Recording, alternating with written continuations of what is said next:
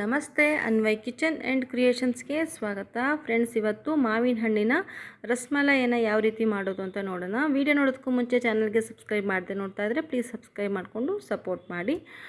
Friends, ನಾನಿಲ್ಲಿ ಮೊದಲಿಗೆ ಒಂದು 1/4 ಲೀಟ್ರ್ ಆಗೋಷ್ಟು ಹಾಲನ್ನು ಒಲೆ ಮೇಲೆ ಇಟ್ಕೊಂಡು ಕಾಯಿಸ್ಕೊಳ್ತಾ ಇದ್ದೀನಿ. ಹಾಲು ಸ್ವಲ್ಪ ಬಿಸಿಯಾಗಿದೆ. ಸ್ವಲ್ಪ ಬಿಸಿಯಾದ ನಂತರ ನಾನು ಇದಕ್ಕೆ 1 ಚಮಚದಷ್ಟು ವಿನೆಗರ್ನ ಸೇರಿಸ್ಕೊಂಡು ಮಿಕ್ಸ್ ಮಾಡ್ತಾಯಿದ್ದೀನಿ. ಇದೊಂದು ಬಾಯ್ಲ್ ಬರಬೇಕು. ಬಾಯ್ಲ್ ಬಂದರೆ ಅದು ಹಾಲು ಚೆನ್ನಾಗಿ ಬಡ್ದು ನಮಗೆ ಅದರಲ್ಲಿ ಪನ್ನೀರ್ ಸಿಗುತ್ತೆ. ನಾವು ಅದರಿಂದ ಮಲಾಯಿನ ಮಾಡ್ಕೊಳ್ಳೋಣ. ಫಸ್ಟಿಗೆ ಇವಾಗ ಹಾಲನ್ನು ಕಾಯಿಸ್ಕೊಂಡಾಗೆ ಇದೆ, ಅದಕ್ಕೆ ನಾನು ಇವಾಗ ವಿನೆಗರ್ನ ಸೇರಿಸ್ಕೊಂಡಿದ್ದೀನಿ.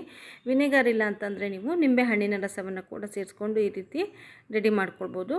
ನೋಡಿ, ಹಾಲು ಚೆನ್ನಾಗಿ ಇವಾಗ ಒಡೆದು ನಮಗೆ ಇದರಲ್ಲಿರೋ ಪನ್ನೀರು ಸಿಕ್ಕಿದೆ.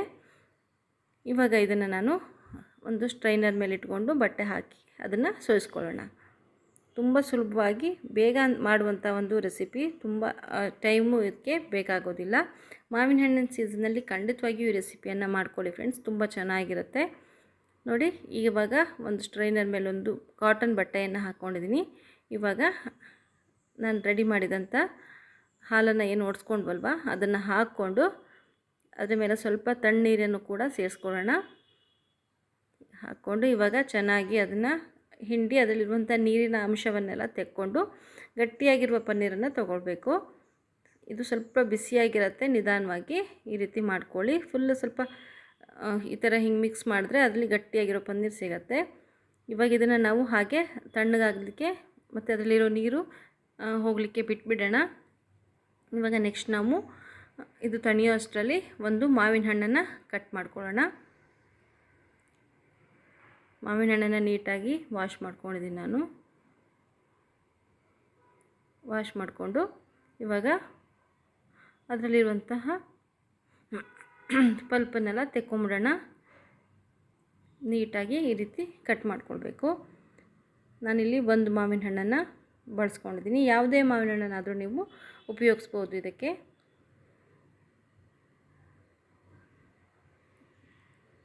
ನೋಡಿ ಫ್ರೆಂಡ್ಸ್, ಇದನ್ನ ಒಂದು ಮಿಕ್ಸಿ ಜಾರ್ಗೆ ಹಾಕ್ಕೊಂಡು ನೀರೆಲ್ಲ ಏನೂ ಹಾಕೋದು ಬೇಡ.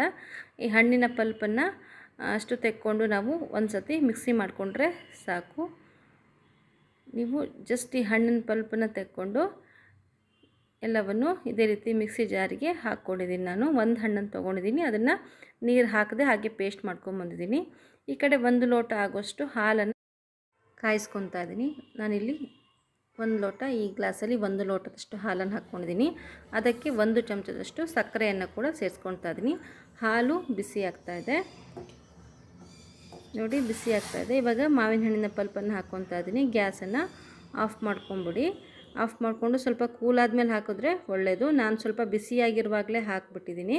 ಸೊ ನೀವು ಸ್ವಲ್ಪ ಕೂಲ್ ಆದಮೇಲೆ ಹಾಕಿದ್ರೆ ಅದು ಅಂದರೆ ಹಾಲು, ಈ ಮಾವಿನ ಹಣ್ಣಲ್ಲೂ ಕೂಡ ಸ್ವಲ್ಪ ಹುಳಿ ಅಂಶ ಇರೋದ್ರಿಂದ ಹಾಲು ಒಡೆದೋಗೋ ಚಾನ್ಸಸ್ ಇರುತ್ತೆ. ನೀವು ಆ ರೀತಿ ಮಾಡ್ಕೊಳ್ಬೇಡಿ. ಹಾಲು ಸ್ವಲ್ಪ ತಣ್ಣಗಾದಮೇಲೆ ಅದಕ್ಕೆ ನೀವು ಈ ರೀತಿ ಮಾವಿನ ಹಣ್ಣಿನ ಪಲ್ಪನ್ನು ಹಾಕ್ಕೊಂಡು ಚೆನ್ನಾಗಿ ಮಿಕ್ಸ್ ಮಾಡ್ಕೊಳ್ಳಿ. ಜಾಸ್ತಿ ಕುದಿಸೋ ನೆಸೆಸಿಟಿ ಏನಿಲ್ಲ. ನಂತರ ಇದಕ್ಕೆ ಸ್ವಲ್ಪ ಕತ್ತರಿಸಿದಂತಹ ಗೋಡಂಬಿ, ಬಾದಾಮಿ ಯಾವ್ದು ಬೇಕಾದ್ರೂ ಸೇರಿಸ್ಕೋಬೋದು.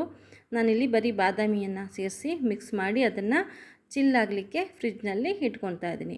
ನಂತರ ಈ ಕಡೆ ನೀರನ್ನೆಲ್ಲ ಬಸ್ತಿರುವಂಥ ಪನ್ನೀರನ್ನು ತೊಗೊಂಡಿದ್ದೀನಿ. ನಾನಿಲ್ಲಿ ಆವಾಗಲೇ ಹೇಳ್ದಂಗೆ 1/4 ಲೀಟ್ರಷ್ಟೇ ಬಳಸಿರೋದ್ರಿಂದ ಸ್ವಲ್ಪ ಅಷ್ಟೇ ಪನ್ನೀರ್ ಸಿಕ್ಕಿದೆ. ಇದನ್ನು ಚೆನ್ನಾಗಿ ನಾದ್ಕೊಳ್ಬೇಕು. ಚೆನ್ನಾಗಿ ನಾದ್ಕೊಂಡ್ರೆ ಇದು ಸ್ಮೂತಾಗಿ ನಮಗೆ ಸಿಗತ್ತೆ. ಇದನ್ನು ಸುಮಾರು ಒಂದು 5 ನಿಮಿಷ ನಾನು ಚೆನ್ನಾಗಿ ನಾದ್ಕೊಂಡಿದ್ದೀನಿ.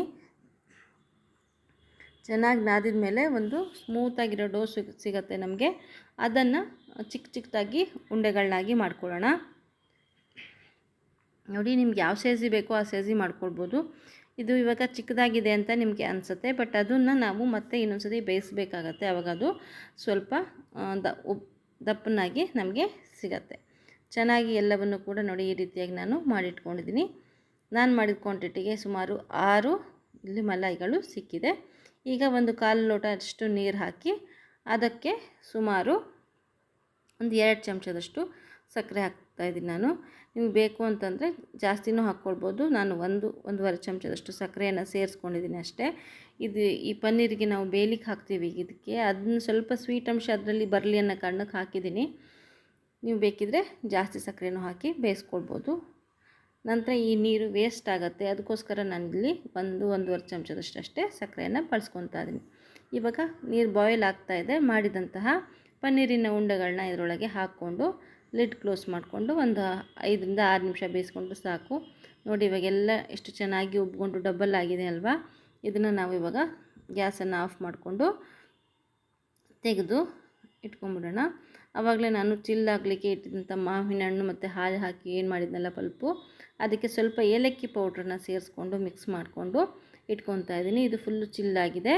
ಸೊ ಇದಕ್ಕೆ ನೀವು ಮಾಡಿದಂಥ ಮಲಾಯಿನ ಹಾಕ್ಕೊಂಡು ಇನ್ನೊಂದು ಸ್ವಲ್ಪ ಹೊತ್ತು ಫ್ರಿಜ್ನಲ್ಲಿ ಇಟ್ಕೊಂಡು ಕೂಡ ಸರ್ವ್ ಮಾಡ್ಬೋದು.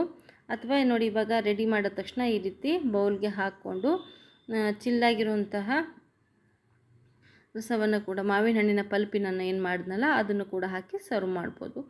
ಎರಡು ರೀತಿಯೂ ನೀವು ಮಾಡ್ಕೊಳ್ಬೋದು. ನಿಮ್ಗೆ ಯಾವ್ದು ಇಷ್ಟನೋ ಆ ರೀತಿ ಮಾಡ್ಕೊಳ್ಳಿ. ಇನ್ನು ಈ ರೀತಿ ಹಾಕಿದ್ಮೇಲೆ ಮೇಲಿಂದ ಸ್ವಲ್ಪ ಗೋಡಂಬಿ ಅಥವಾ ಬಾದಾಮಿ ಪುಡಿಯನ್ನು ಉದುರಿಸ್ಬಿಟ್ರೆ ನಮ್ಮ ರುಚಿಯಾಗಿರುವಂತಹ ರಸಮಲೈ ಸಿದ್ಧವಾಗುತ್ತೆ. ಮಾವಿನ ಹಣ್ಣಿನ ಇದನ್ನ ನೀವು ನಾನು ಆವಾಗಲೇ ಹೇಳ್ದಂಗೆ ಚಿಲ್ಲಾಗಿ ಕೂಡ ಸರ್ವ್ ಮಾಡ್ಕೊಳ್ಬೋದು.